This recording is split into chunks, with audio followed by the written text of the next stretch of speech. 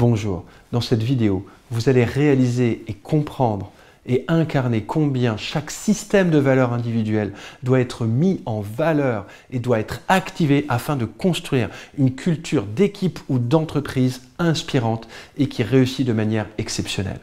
La plupart des organisations, des entreprises ou des équipes ont défini des systèmes de valeurs. Dans la majorité des cas, de manière mentale et intellectuelle. D'abord par les leaders qui définissent leurs valeurs, qui ensuite les partagent dans le meilleur des cas à leurs équipes, écoutent quelque part un peu leur feedback, mais au final déterminent de par eux-mêmes quelles sont les valeurs qu'ils aimeraient mettre et encore plus écoutent ce dont la société a besoin pour déterminer les valeurs de l'organisation ou de l'entreprise en regard des besoins de la société.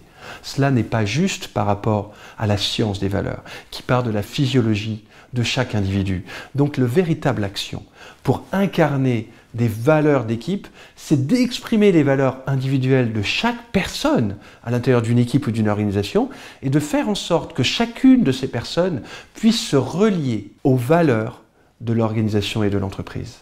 Ainsi, vous avez un système de valeurs individuelles incarné qui s'engage dans un système de valeurs d'entreprise. Vous ne pouvez pas faire l'économie d'un travail individuel de chaque collaborateur. Quel est le sens pour lui? Comment est-ce qu'il veut s'impliquer et s'engager dans l'organisation et de le relier à ce système de valeurs de l'entreprise. Toutes les grandes entreprises qui ont systématiquement réussi, que ce soit des entreprises comme Apple, comme General Electric, à un moment de leur histoire, ces entreprises ont fait date parce qu'elles avaient un système de valeurs cohérent dans leur processus, dans la plupart des membres de leur organisation, qui fait que cette entreprise allait de manière unifiée, de manière cohérente, vers un objectif commun. Pour cela, je vous invite à découvrir une vidéo.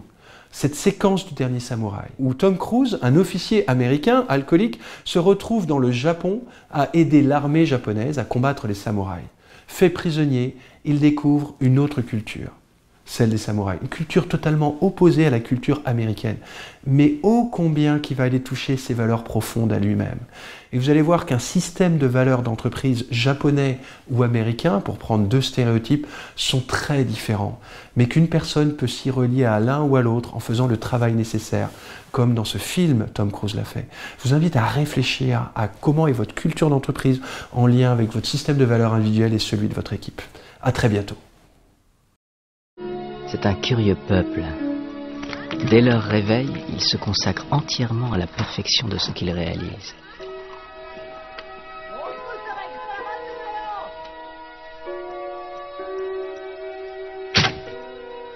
Je n'ai jamais vu une telle discipline. Je suis surpris d'apprendre que le mot samouraï veut dire servir, et que Katsumoto croit sa rébellion au service de l'empereur.